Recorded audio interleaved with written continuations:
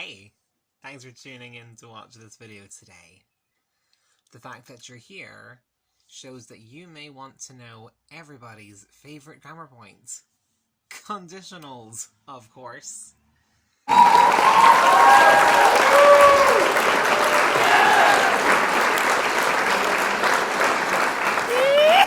Here's a brief summary of the rules and the meanings. The first one is zero conditional. The zero conditional begins with if or when, it doesn't matter which, plus a present form, comma, present form. This is for something that's always true. It's a general fact. For example, when you boil water, it's hot. Or if you put your hand on the fire, it burns. Or if you drink or eat very quickly, you get hiccups.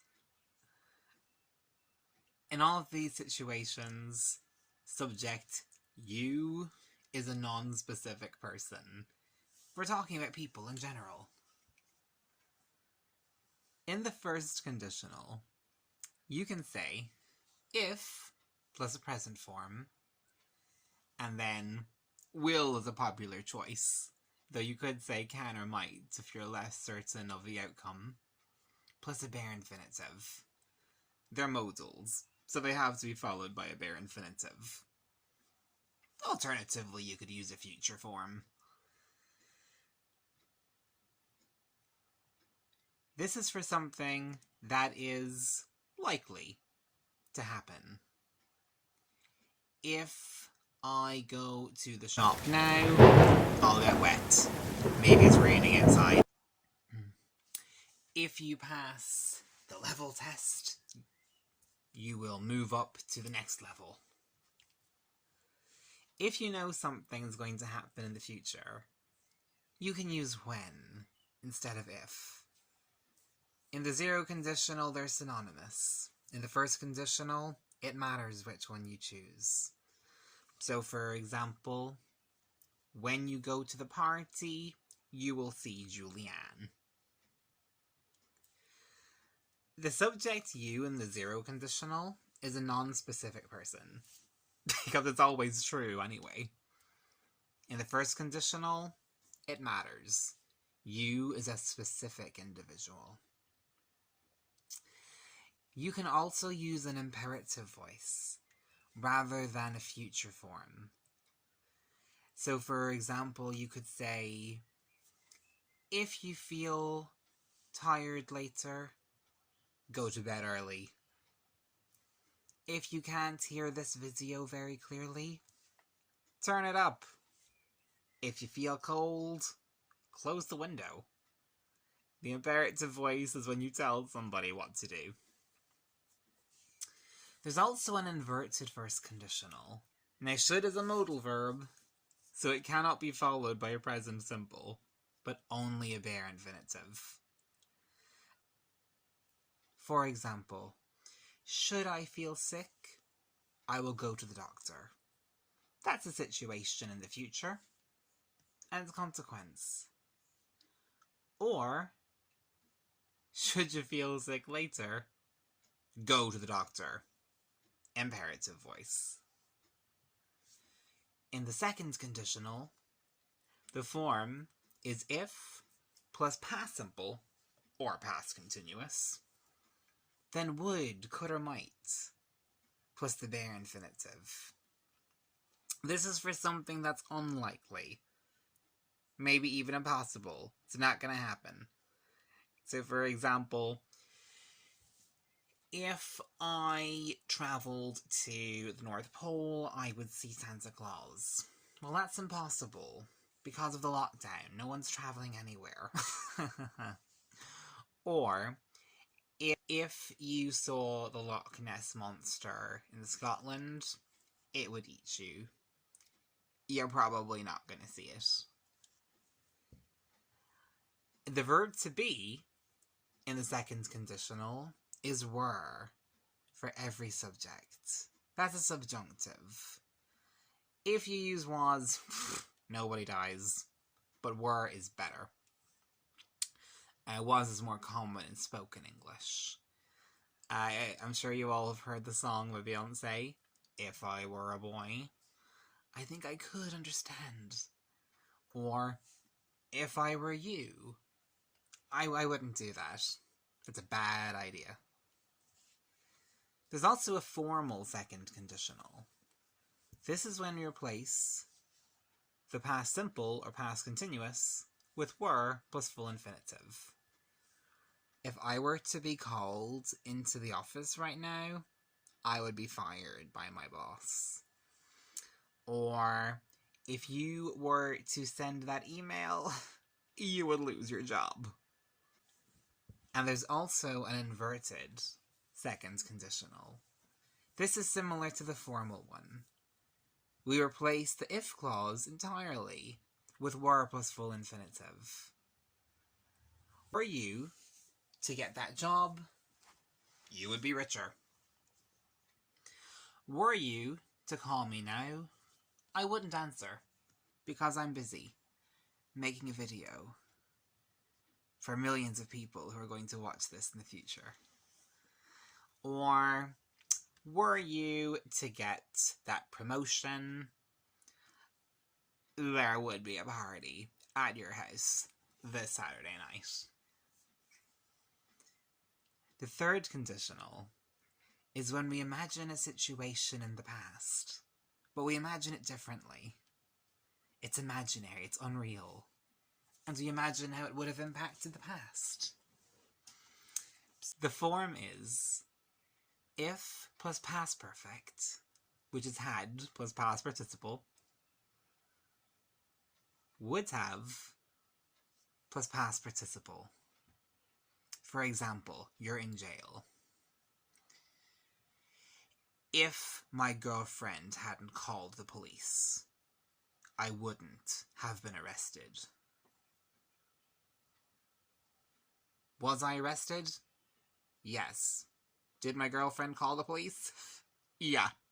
But I'm imagining a situation in which it didn't happen. If I hadn't killed her brother, my girlfriend wouldn't have called the police. Did she call the guards? You bet she did. Why? Because I killed her brother.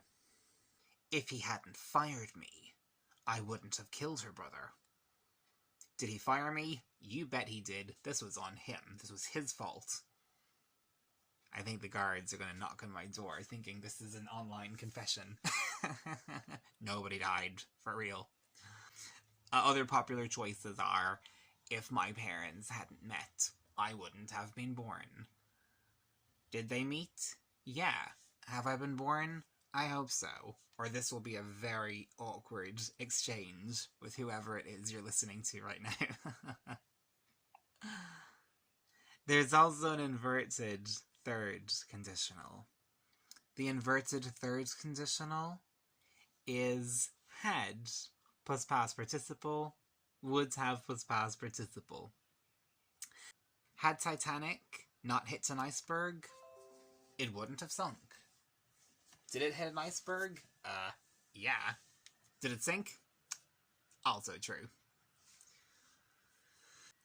Had it not sunk, James Cameron would never have made a movie called Titanic.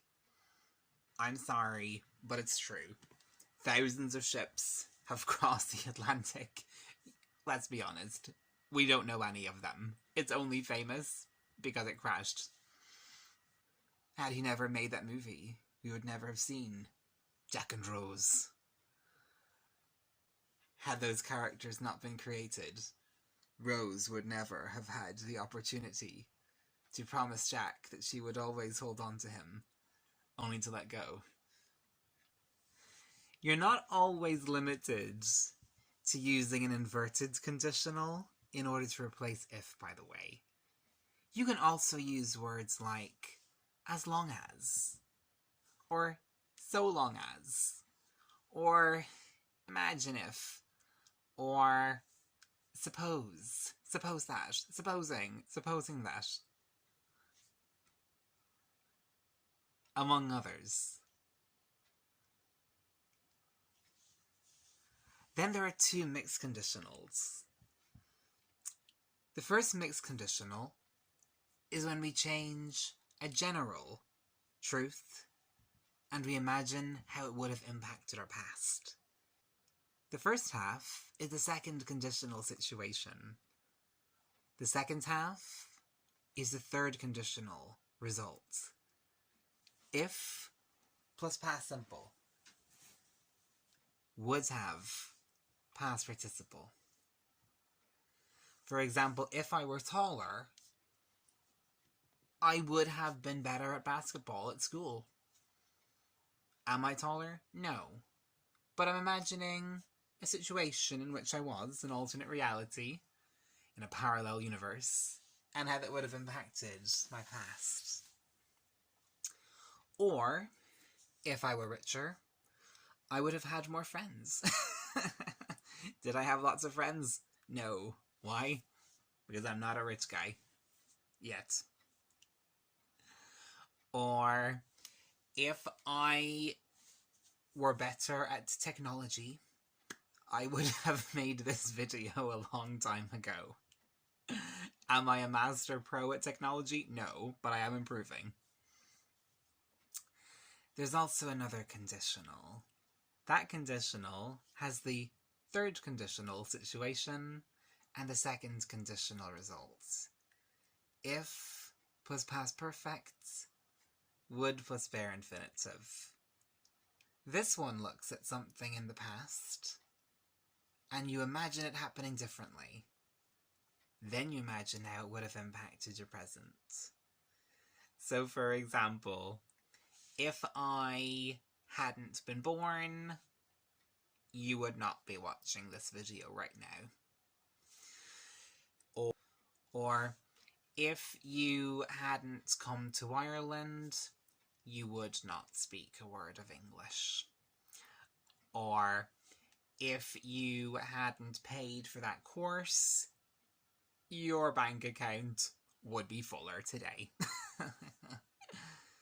So they're just some simple rules for the 0, first, second, third, the two mixed and inverted conditionals. It's also important to know that you can invert all the clauses in conditionals from 0 all the way to mixed. Just remember to drop the comma if you do that. So, I know that was quick. Conditionals are not easy. They do require a lot of practice. But I hope it helps to at least illuminate some of the more difficult aspects of conditionals. God bless you. Take care now.